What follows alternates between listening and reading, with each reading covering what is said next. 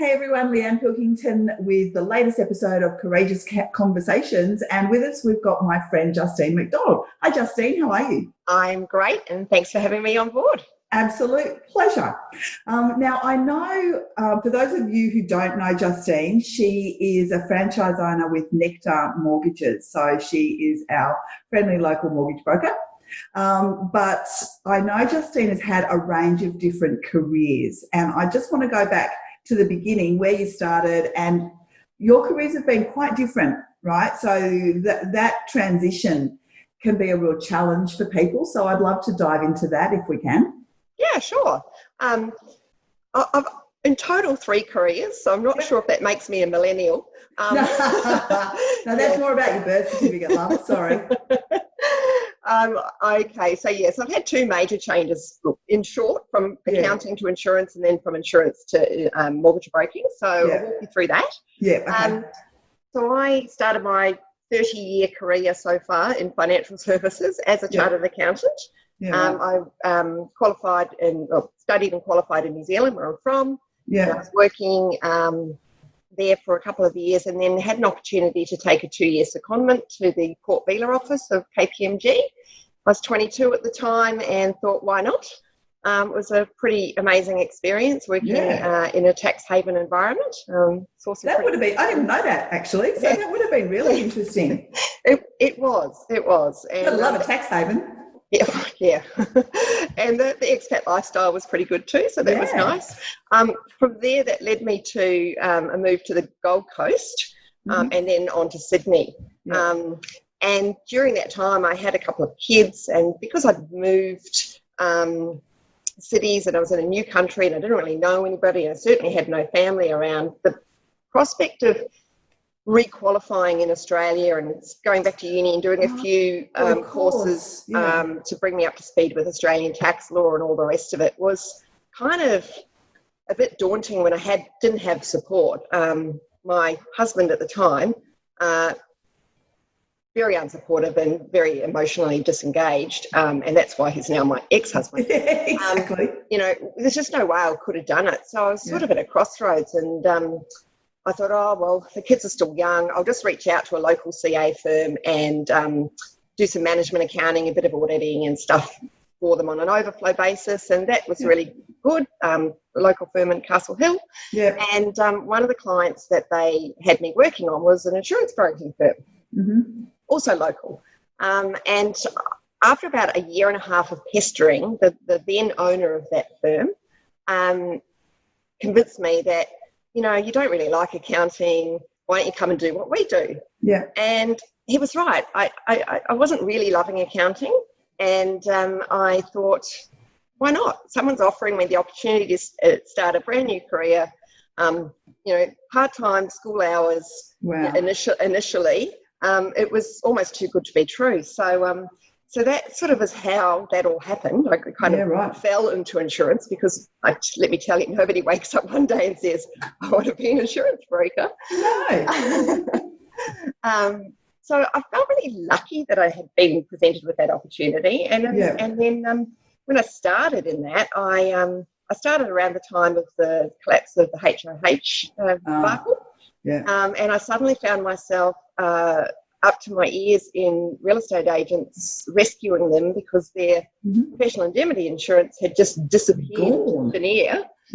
And then proceeded to specialise in what we call financial lines insurance, so professional indemnity mainly, but other lines like directors and officers and that sort of thing for 16 years. Which is obviously how we met, and we happen to work very close to each other in the city, so we'd sort of run into each other on the street a lot. And I know in those days you worked incredibly long hours, because I worked long hours and you were often there before me and leaving after me.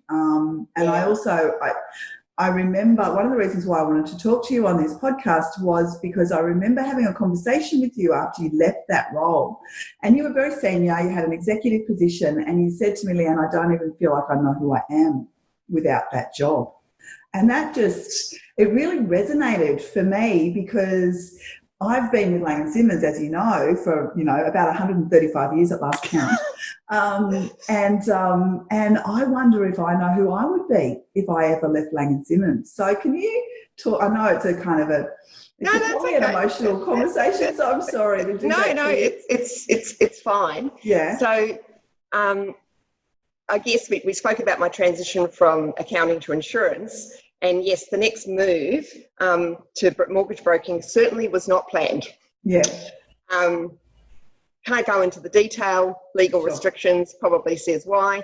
Yeah. But yeah, I suddenly found myself without a job after 16 years. And you're right, I didn't know who I was anymore. I had devoted myself so greatly to that organisation and my clients. And sacrificed an enormous amount in my personal life, and look back now with so much regret about how many things I missed at school that I didn't go to because work was always more important. And you go through that. Oh gosh, I really, now looking back, why did I almost kill myself for somebody else, right? Yeah. And yeah, when I suddenly found myself in that position, it was my whole life, and I suddenly felt like without that job, I didn't have a life anymore. I'd lost all of my confidence. I definitely lost, my dignity and pride got smashed. I probably cried for about 3 months. Really?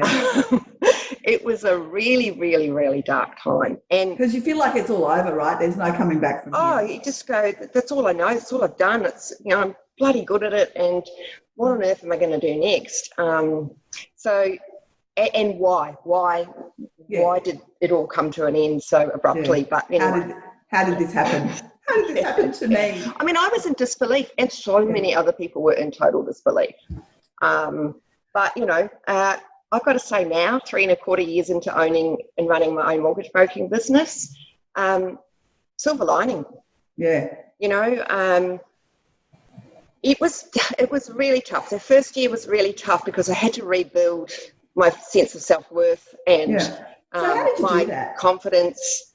Oh, look, 1 step forward, 2 steps back, Leanne, right? I am my own worst enemy. I know this, right? I am so hard on myself. Right. I think a lot of women are. Right, absolutely. Look, perfectionist, doesn't help. Fear of failure doesn't help. Really, really owning up to some stuff here. But I think you probably knew all that anyway. I kind of figured it out, yeah.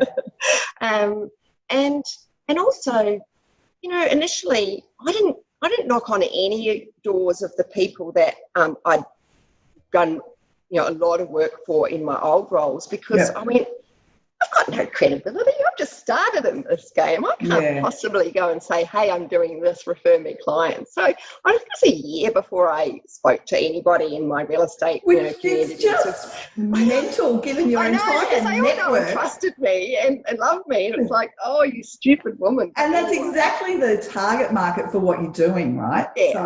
Crazy. But, you've got to feel ready and confident in yourself. And to be honest, that period that I went through, it was hell. And I've got to tell you, it was pretty dark at times. That I don't think if I didn't have the incredible support and love of my partner and my daughters and my sisters and my beautiful network of friends, that I don't think I honestly would be sitting here talking to you today. That's horrifying. Yeah. It's pretty scary that your entire life can be wrapped up in your career. And I am passionate about what I do and looking after the people that that trust me to, do, whether it's an insurance for them or their mortgage for them or whatever it may be, right? Right. I get really invested in it. But I think as I'm getting older, I'm realising that, a bit more balance is definitely required. Yeah. You can't let certain values hold you back or deprive you of what's needed to have a more fulfilled life, I guess. So do you mean that you felt obliged to be working really long hours to get the job done because you were such a perfectionist and that stopped you doing other things? Yeah, totally. I mean, I was single for 10 years. because I was so immersed in my career. Yeah. And I sort of went, oh, God, I've missed out on a bit. Yeah. But anyway, apparently I was waiting till the right one came along. Yes, and you've got a good one now too. So, I he do. was worth waiting for, I think. Yeah, absolutely. And so going from that point of despair and then starting your own business, and you are how long into that business now? Just over 3 years, about 3.25. Yeah. And so how's it going now? Oh, great. I absolutely love the decision I've made. I certainly have we've certainly been some challenging times within that period, because not long after I started, and lending got really tough. Yeah, right, of course. Really tough. And then it sort of eased off a little bit, and then we had the Royal Commission. And then, a lot of people put things on hold waiting for the election. So we had a little bit of a lull there. Yeah. And then we had a good run for a little while until we had this thing called a pandemic. Hello. Yeah, unbelievable. But I haven't actually known it any other way than challenging. Yeah. Whereas we've got brokers that have been around for 20 years. Yeah, right. And sort of 3 years ago, when it all started to get all too hard, they just go, I can't deal with this. Yeah. I'm not used to policy changing every 5 minutes, whereas that's all I know. Yeah, so that's a good thing. I mean, real estate's pretty much the same. There's the people that have been through the cycles and they're okay, and there's the others that haven't and really. Well, the cream always rises to the top in hard times, Leanne. That's what they say. Now, you are a landlord 7 times over. That's a very impressive number of investment properties. Talk me through your investment strategy. How do you work out what you buy and where you buy it? And I'm sure there's, strategy? Okay, yeah, right. I'll be honest, right? Okay, so seriously, I'm not joking. In short, when I went on my buying spree, I kind of jumped in almost this panic kind of mode, right? Right. How long ago did you start buying investments? Walk you through that. Oh, look, I bought my first in 2011. Okay, so not that long really to accumulate that amount. And I was all gung-ho at the time of, I'm going to buy 2 or 3 more this year kind of thing. Yeah. And combination of getting, being busy, time poor, and the good old paralysis by analysis meant that actually no more purchases happened that year. Yeah. And then a couple more years went by, and I was actually at a netball carnival talking to, Ashley was a netballer. Yeah. Talking to one of the other mums there, and somehow in that conversation she divulged that she had 10 investment properties. Wow. And I kind of knew a little bit about You are so competitive. That's why we get on well. And I kind of knew a little bit about her situation. So she was a divorcee with 2 kids as well, and we pretty much had been raising our kids on our own. Yeah. And look, by no means are we on our own there. There's plenty of women out there that do it. Sure. But I kind of also had an idea about her income level as well. And I thought, man, if she can have 10, surely I can have 10. Yeah. And anyway, netball carnival was over. A few more months went by. But during that conversation, she had recommended a buyer's agent to me. Oh, okay. And said that her portfolio was performing really well. So she thought that these guys were really good and, yada, yada. So as I said, a few months went by, and I don't know, something happened, and I just suddenly woke up one day and went, well, I haven't won lotto recently, and the the wealthy knight in shining armour has continued to elude me, and I'm not getting any younger, and if I don't pull my finger out and start actually seriously looking at how I'm going to fund my retirement, I'm going to run out of time. So I had that when I referred to the panic moment earlier, that's that moment, and I went, oh, okay. So I rang these guys, the buyer's agent that had been recommended to me, sat down and had a strategy session with them. Before I knew it, I'd signed 4 contracts. I settled on 4 properties within... All at once? Within probably 5 or 6 week period. Wow. And then later that year, so that was at the start of 2015, and then later that year I bought another 2. So then that was my 7. I have since sold 1. Yeah. So in terms of that process and picking the properties, it wasn't really that I'd done my research or all the things that I now know a lot better about through study and through working in the industry. Yeah. I trusted a referral, and I trusted a professional to give me the right advice. Yeah. Because, let's face it, I'm an accounting background, not a property background. So, Sure. it was fair to say, you should be able to trust these people. Yeah. I would never use them again. Okay. Why? I think it was kind of like, okay, so we have this term in mortgage broking that we're not amnesia home loans. We don't write your loan and then forget about you. You're a customer for life, and we'll always be there, and we'll do annual reviews, and we'll do anything you need across the life of the loan and what have you. These guys were amnesia property investment buyers agents. Yeah. They took their 10 grand per property fee and never heard from them again. The promise of portfolio reviews, and because it didn't happen. And when I did have a couple of issues on things, they just didn't respond, and they kind of just disappeared into the ether. So so it's interesting, tribal people need to put their trust in a professional, but there's professionals and there's professionals.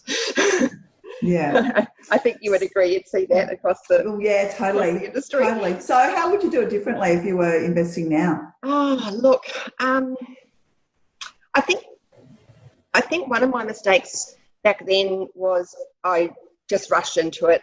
I didn't seek any other advice from other people, and I didn't have clarity around what my why was. Mm-hmm. Why was I doing this? Mm-hmm. Because you had to beat that bitch at the netball carnival. You know what you're like. So it's got to be a reason, right? So you're either buying for cash flow, or you're buying for capital growth. Yeah. Really, those would be the two main things. And if you're really lucky, you get both. Yeah.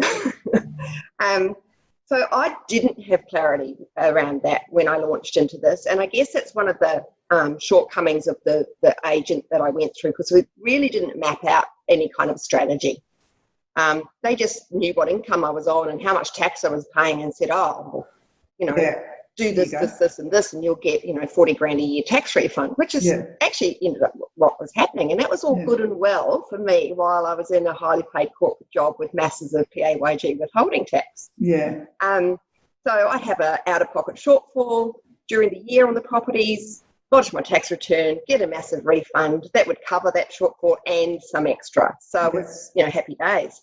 But of course, now that I'm self-employed, and I'm building a business, which takes time, I am definitely paying myself a wage. But the PAYG withholding now compared to before when I started that journey, not quite the same. So I'm kind of looking back now and going, that whole idea of a negatively geared portfolio was great in that world, but my world changed. Yeah, and it's not easy to change that investment decision either, because it's expensive to change that investment decision. Yeah, absolutely. I mean, the properties have all gone up in value. They're doing fine. I've had very few issues with vacancy, and I've had regular incremental increases in rent. So no dramas there. I am going through a process of reviewing the portfolio as to when I might start to consolidate. Whole range of reasons around that, but of course, so for me, I guess that was a mistake I made. I didn't have that clarity on why I was doing it.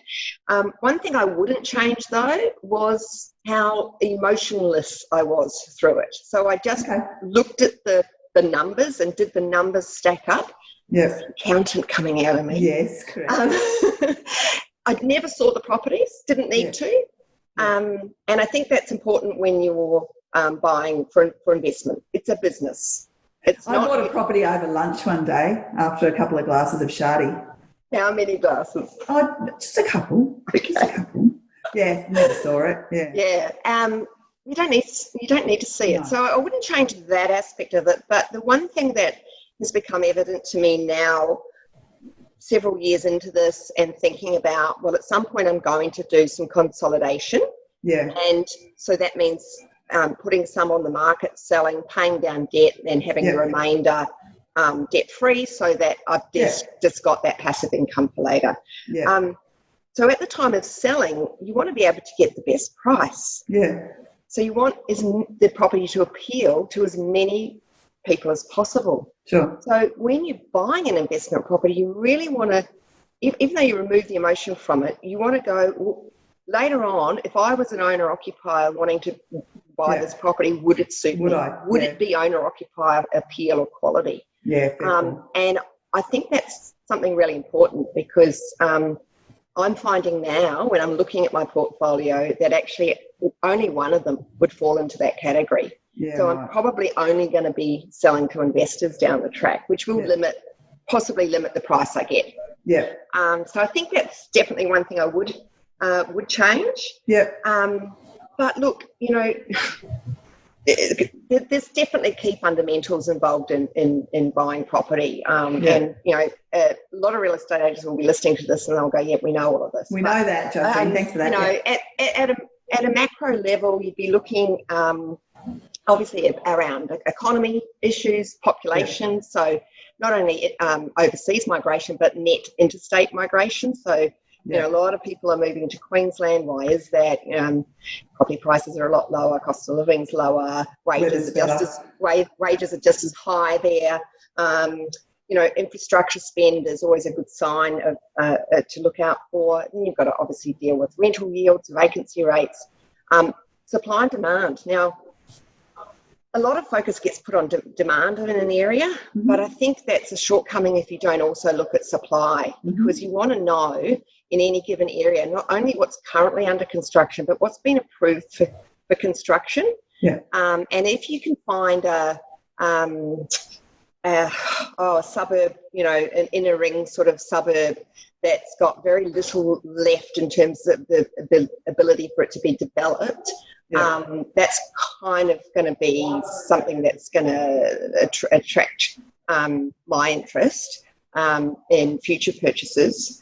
Obviously, the availability of credit comes into play, and affordability, those sorts of things. And you'd look at all of those things across not only a state and city and suburb level, and then when you get to the suburb and you've actually narrowed it down which suburb you're actually going to look at because you've gone through all of that process and done the research, obviously you're looking at now at the micro level, and that would be in terms of the type of property.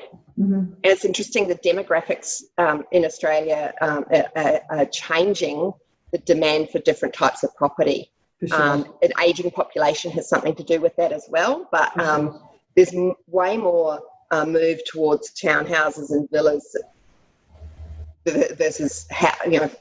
Although I'll be really interested to see if COVID actually has an impact on that. Because, that is very true.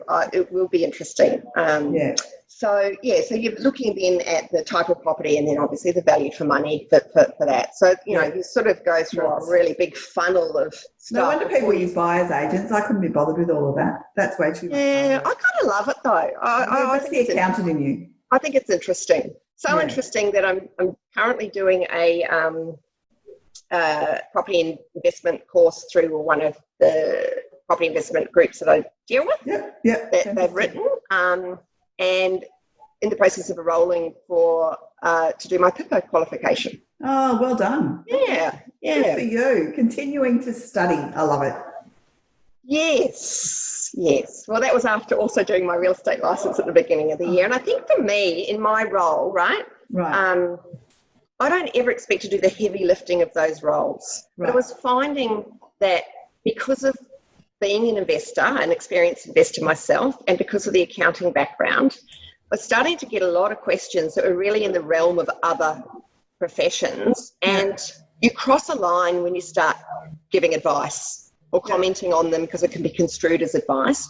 So the compliant Justine goes, I'm gonna do the right thing, and I'm interested in that field anyway, so I'm going to get these extra qualifications. But it also gives me great oversight for my clients to ensure that they're not going to get caught out, or just make them aware of traps and things that I wish that I'd had when I was doing what I was doing. Good on you. Why not? Yeah, absolutely. All right, well, we've been chatting for 25 minutes. Do you even believe it? Yeah, I can. Yeah. All right. Well, thank you so much for being prepared to share that. I know that I'm going to get some really great feedback about your journey because it will resonate with so many people that are listening, not just women, but men as well. So thank you for being prepared to share. And I'll look forward to catching up with you and your gorgeous partner on Saturday night for dinner. Yeah, we can't wait to see you guys. Yeah, Thanks, it's going to be Liam. awesome. All right. Take care. Bye. Bye.